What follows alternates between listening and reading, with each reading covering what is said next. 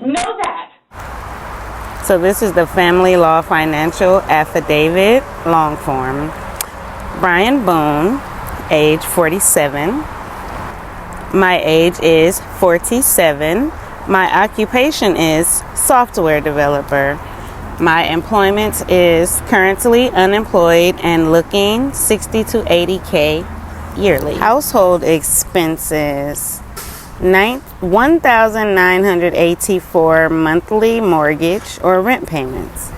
$258 for monthly electricity, $80 for monthly water, garbage, sewer, $120 for monthly telephone, $100 for monthly pool maintenance, $45 for monthly pest control, $50 for monthly miscellaneous household items, $400 for monthly food and home supplies, $100 for monthly meals outside of home, and $192 for monthly cable. That gives us a subtotal of $3,329 for household expenses. So Brian seems to have everything budgeted out nicely, and Sarah wants to come and disrupt that, it seems. And then we have Sarah's financial affidavit. Legal name Sarah Boone. Current occupation, my occupation, unemployed. Oh, Sarah. Monthly unemployment compensation, and she's written in times 2 equals $772. And we go down, total present monthly gross income, $772. Present monthly deductions, and for income taxes, she didn't put any dollar amount. She just put files with Brian. All right, and then we move down to more household expenses. Mortgage, rent, $1,153. Utilities, $80. Telephone bill, $80. Food, $300 monthly. Meals outside of home, $150. Maintenance repairs, $100. Other, cable, $160. Wow, she has a really high cable bill. Automobile, gasoline, $100. Insurance, $80. $100 monthly for gas is really cheap. Well, considering the bar was across the street, she didn't have to walk far at all. She didn't have to walk far at all. I just go right across the street to Muldoon's. I was ragdolled. My car is still across the street. Sidebar, I think the reason George was taking her keys and walked home is to prevent her from driving under the influence. And she was upset because since the bar was across the street, she probably felt that it was okay to just drive across the street or a block or two home. And George, he left the bar, took the keys, and walked home, forcing her to walk home, which really, really ignited the whole fight that evening on the stairs, where she was arrested, chest on flag. Sarah continues with her household expenses. Clothing, $100. Grooming, $50. Entertainment, $200. Those handles can get expensive. Gifts, $50. Other, medication, pet care, vacations. Medication, $30. Pet care, $25. And vacations, $200. Wow, that's a really, really inexpensive vacation. That may be a vacation to the bar. See attached. And Sarah wrote a little bit of an attachment, but this I want to share with you guys, this little gem of a note here. I am applying online and in person on a daily basis to find a new job. I also have had some interviews in the meantime and continue to from the applications and resumes submitted. Negative earned. Do you guys believe Sarah? I was just on the laptop looking for jobs. Oh, really quick. Did we ever figure out if Brian would be responsible for Sarah's storage facility? Did he pack up all of her expensive heirlooms and put them in the storage and let the storage go? If that's the case, Sarah's going to rack up a bill almost $20,000. Did we figure that out yet? Leave a comment below. Special shout out to all of my subscribers, members, top tier commenters, straight A students, all of my Compass Mentis people. Leave a comment below and let me know where you're watching from. I love to see the flags all around the world. I put the stars all on my map. I have stars all around the world. With Sarah's appeal fast approaching, we might get a new letter to Judge Kranick. We'll keep our fingers crossed. But this here is a letter to Judge Dean. I'm just tired of it happening. I mean, it was midnight. I mean, child's trying to sleep and just... Right. Honestly, I don't always believe her when she said these things were going on. And she called you? Yeah. Okay. Yeah, and I mean, apparently she went back inside and slept well. Was in a fine mood the next day. I guess didn't really remember calling me. Okay, we will be getting into more of the financial documents and the dissolution of the marriage. And right now, Sarah has a letter that she'd like to share with us. So we're going to go ahead and get into that. Let's get this party started. We don't owe you anything and are waiting for you to be guilty so we can get out of here and away from you. I don't want to deal with you anymore. I'm going now. Click. Yelling at me so loud the phone is distorting so loud, former husband, his father, came in and told him to stop being mean to me before hanging up. Honorable Dean. No, Judge. Honorable Dean. This is what was told to me by my 11-year-old son when I asked about his best friend and how she was doing since he hadn't mentioned her in a while. He told me she started, quote, acting strange after he told her he was moving and wouldn't see her anymore. She's upset with him. The conversation continued with me asking why he's telling his friends this, and as nothing is set in stone and will be discussed when the time comes. Quote, oh, we're leaving and it doesn't matter what you say. We have an attorney. End quote. Eventually, it turned into the aforementioned statement and I was laughed at, disrespected, shut down, and hung up on by my son over asking about his friend. You see, this is where I turn and ask, how is this okay, Your Honor?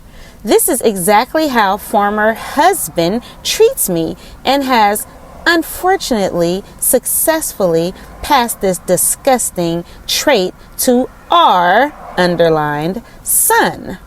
Nonetheless, how dare both underline of them disregard me the way they are, making me feel like I am nothing, no one, worthless, all caps, and a joke. I'm sick of being laughed at, all caps. I took it upon myself not to call back and wait. I took it upon myself not to call back and waited until... that was sidebar. That was a great idea for Sarah to take it upon herself and not call back. It sounds like little man is taking a stance. And do you guys think he possibly is embarrassed? His friends may know what went on with his mom, and he could be embarrassed and maybe not want to tell her maybe. I took it upon myself not to call back until the next day to talk about with former husband. Calmly and rationally, I asked him why our son spoke to me that way. He did the way he did. And where is he getting the idea you all are definitely leaving/moving? He's losing good friends over it. Quote, well, that's the plan, and I figured you should start getting used to it. 50 miles can be overruled. It means nothing. Laughing.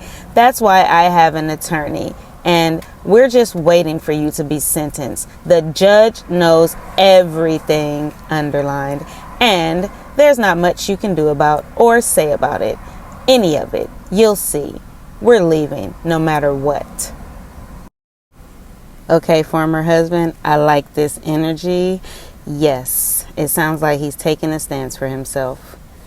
We're leaving no matter what, regardless of the outcome, end quote. What's the point of me fighting for my life with my son when I'm treated the way I am by both of them, underlined. This is a form of mental and emotional abuse. Former husband encourages and enables it. I'm yelled at for anything. I'm afraid to call. Really, Sarah? We've seen the call logs and you aren't afraid to call because you want jumping Java and delicious delights. I'm afraid to call for fear I will be obliterated and brought to a new level of low, or try to see how hard I can be made to cry, then laughed at. I'm damned if I do and damned if I don't. If I continue in my fight, which I will and am, in parentheses, I'm disrespected and almost destroyed. If I don't, then I look like the uncaring, heartless, incompetent mother/person former husband is hell-bent on making me out to be. I just started speaking to my son from being screamed at with cruel lies and horrible, mean things that I will not repeat over nothing. I didn't call for 3 weeks because of the shock and pure hurt. I am still in for what was said. I am made to feel like a chore, burden, or pest. I am not welcomed. Life is better without me. Everything is one-sided, underlined. My son never met my parents and grandparents, aunts or uncles, deceased, in parentheses. Never knew my family. Never knew my, underlined, family. He only knows the Boones who viciously slander me. His mother, behind my back, have perpetually made me the, quote, dumb black sheep and continuously plot my demise together. Sidebar, it couldn't be because Sarah walks barefoot at 2 a.m. and wakes the little man up and has him speaking to the police about her losing her keys in a drunken rage. That couldn't be why the Boones maybe are upset, right? They've poisoned my son and pitted him against me since day one. When I was just 9 days into my incarceration, former husband took it upon himself to make the egregious decision to tell him I would be gone and he wouldn't see me for 25 years. It would have been about roughly 8 years if Sarah would have taken the deal. For 25 years or longer of his little life.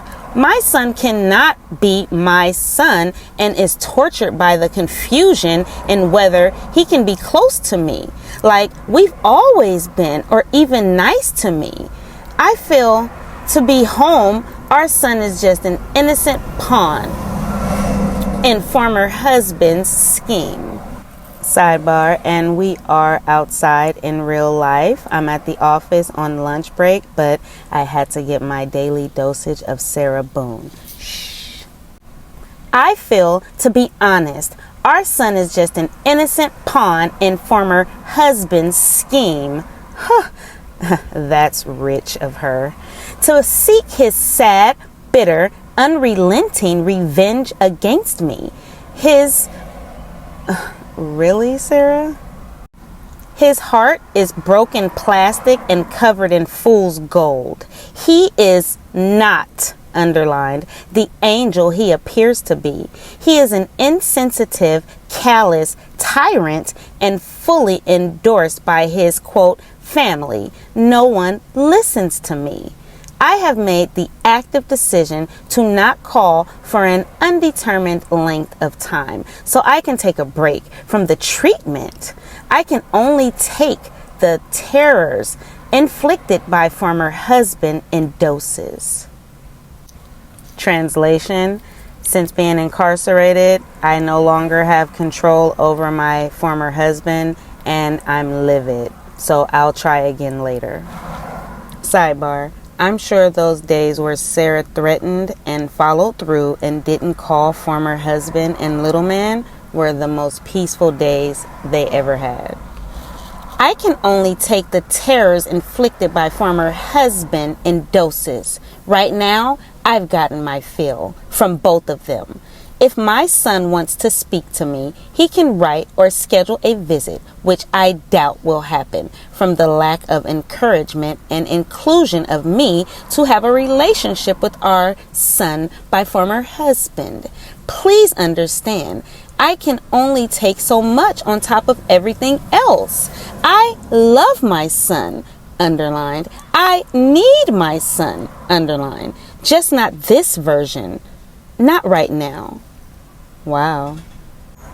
We've discussed Sarah's maturity level in the comment section below, and it's like she's stuck in the stage of arrested development where she didn't grow past her teen years, her straight A student years. And maybe she doesn't understand that little man is growing, and even now he's much older, so I'm quite sure that he has strong feelings. Him and George, for God's sake, him and George had a relationship as well. You know, I'm pretty sure George taught him things and fed him on days that Sarah slept in like a beauty queen. And, you know, we heard the testimony where the interviews where he was muscle car. We heard the testimony where the manager said that George was the only one outside playing with little man for hours while Sarah was in the house asleep. But right now she's saying that she doesn't want this version of her son. At this time he was 11. Now fast forward, he's almost 18. What can I do? What can you do, please? This is not right. Every time, underlined, I try to speak to former husband about anything ends in ugly and unsuccessful. He has taken it upon himself to self-diagnose my case from watching YouTube, his reliable source, in parentheses, and of course, Court TV, telling me, underlined, my trial is less than 3 weeks away, assumed I fired all, underlined, of my attorneys, in parentheses. Remember, I am on the 6th, but not by choice. And constantly tells me, not by choice, put not by choice down in the comments, how wrong I'm doing. Seems like former husband was trying to give her some sound advice. And constantly tells me how wrong I'm doing everything. He keeps asking me why I keep delaying everything. He gives assumed case details about witnesses, occurrences, etc. over the phone, telling me about my case. He is assuming everything. He thinks he knows everything about my underlined case. This is wrong. I'm being penalized even more for wrong, empty accusations and information. This only multiplies his anger and spitefulness towards me, thinking my, quote, my strategy is to do everything I can to keep him here. Ludicrous. This is why I felt the need, Judge Dean, to hesitantly include you in the ongoing struggles I'm having with former husband and his incompetency regarding my life and case. It's never ending and only gets worse. Sarah had multiple warnings about not taking the plea deal. We read in the letters that even an anonymous attorney advised her by letter and told her it would be foolish to not take the deal, that she should not go to trial. Lana said she told her, we actually saw Lana tell her, we'll beat around the bush. So many people told her to take the deal. Nonetheless, I would like to also let it be known I have not, underlined, gotten any of my orders for a hygiene kit deodorant that works, toothpaste, and a washcloth, or for a measly coffee package that I began asking for in July and after you approved on September 13th. During our meeting, my ability to start receiving alimony again after former husband immensely diminished and tried to stay. It's the middle and tried to stop. My apologies, Sarah scribbles and we are in real life. And tried to stop. It's the middle of October. There's always underlined an excuse. The most recent and for the past 3 months is that his debit/credit card won't work, quote, because it's a jail and people steal. He's had to use our son's allowance card just to finally, underline, get me a hot meal. I mentioned to you which ended up coming on my birthday, 10/10, only, underline, because I told him about this letter I'm writing. I'm still waiting on the other orders so I can be alert and presentable when my attorney does finally show up, who still has not, underlined, since the last time I spoke to you. So Sarah wants to be up and alert. She wants deodorant and food so that when she gets her visit from attorney, she'll be up and alert and have a nice full belly. And it was a birthday gift. How nice is that? 10-10-7-7. Do you guys remember that Sarah's assistant, Lana, was looking up Brian's credit card statement? So she saw all the Uber Eats and burgers and fries that he was ordering, and that enraged Sarah, I'm sure. Oh, this is the good part. I remember this. Please know also, my bank account, which I've had for 30, underlined, years, has closed, underlined, due to former husband's failure to pay alimony as instructed by our dissolution of marriage agreement, then also by you. I cannot, underline, deposit any checks one could use towards commissary when he wasn't giving anything. All of my subscriptions are not being renewed. Anything. Autopay cannot be approved. I can't even deposit the alimony former husband is supposed to be paying. I've had this account for 30 years. He assumed his plan would work in not having to pay, so he withheld, causing this to happen. I have no bank account, Your Honor. Also, for all, underline, the difficulties he is supposedly encountering with his debit/credit card could have been avoided would he had been paying and abiding by the rules. My bank account would be still open. He could have used my debit card and I would have already had the necessities I'm needing, underlined. Former husband is his own troublemaker. He makes his life more difficult from all of his assumptions and defiant attitude. Oh, Sarah. Even if I wasn't incarcerated, I'd be getting the same problems with him. He keeps tripping over his power trips and taking out on me. Where are my orders? How can I get my bank account reopened? He gets no relief, quote, from his own doing. Everything was okay before he tried implementing all his, quote, agreements and started a second job. So, soothsaying?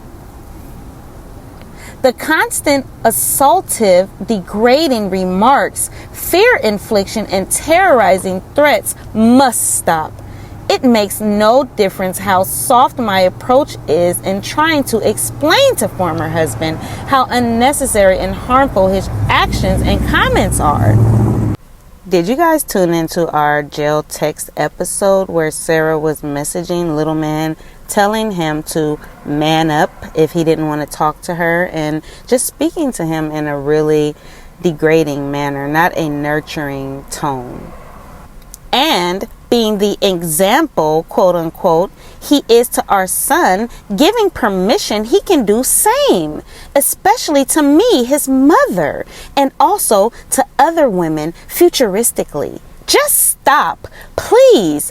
Former husband tries to taunt me every opportunity he can, and she squeezed in too, to get a reaction from me, knowing he's got the upper hand in almost everything and can either laugh at me or hang up, or both.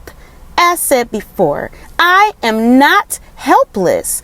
I have GED, no, GOD. I have God and your awareness of my situations. She writes like she has a GED, sorry.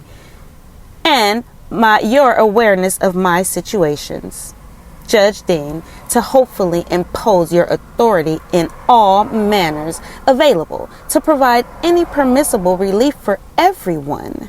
I believe Brian and Little Man has relief that she's gone. Something needs to be done sooner than later, considering my trial has an unknown date. I refuse to continue cooperating with former husband on any of his terms and the way they are being handled. Look at the bigger picture. In conclusion, the most painful, horrific remark made to me by former husband thus far. Oh Lord, brace yourselves. When I called to talk about our son's upcoming birthday, with the conversation always turning into their exciting upcoming move, told me, when you're finally put away, this move will be the best thing to happen to us. We can't wait to get out of Orlando and away from you. Haha, laughing. Also, where we're moving is very close to the prison. It's going to be very easy and convenient for us. Thank you for your time and assistance. Most of all, your understanding. I waited as long as I could in everything to involve you, Judge Dean. But I don't know what to do or how much more abuse I could endure. I felt you should be included on what's happening behind the scenes when former husband and his attorneys aren't sitting in front of you in the courtroom, or you're reading one of their many scheming documents, plotting what he can do to me next. You and God. Thank you either way and always. Sincerely, Sarah Boone. Sarah's talking to the judge as if he's her cohort or coworker or neighbor that she just can talk to so casually. This is a judge, Sarah. Today, upon doing a visual of the dorm and observing inmate lockers, it was observed that bunk number 9 had property in it with no person occupying the bunk. When completing my visual, I returned to number 9 and removed the items in the locker, which consisted of a pair of orange shorts, Pepto-Bismol, and a pair of socks. Immediately, inmate Boone confronted me and stated to me that the items in the locker belonged to her. I asked her, how can that be? Because her and I had just had a conversation about not having 2 lockers. Inmate Boone stated to me that she was utilizing the locker because she was getting ready to get in the shower. Showers were closed at this time. Inmate Boone, for some reason, believes that the dorm rules, or any rules for that matter, does not apply to her. Inmate Boone approaches the officer's desk and states this to the officer, quote, "Why is it that it's you always picking on me?" I stated to her, I don't pick on inmates, but I do expect for inmates to follow the dorm rules, and when they don't, it will be addressed.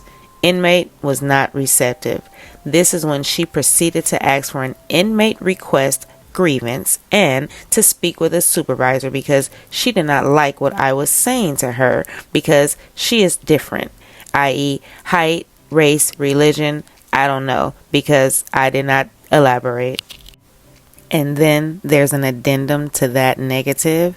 This is an addendum to the last negative that inmate Boone received by this officer. This inmate stated to this officer that I do not like her because she is different. isn't sure what she meant about this statement.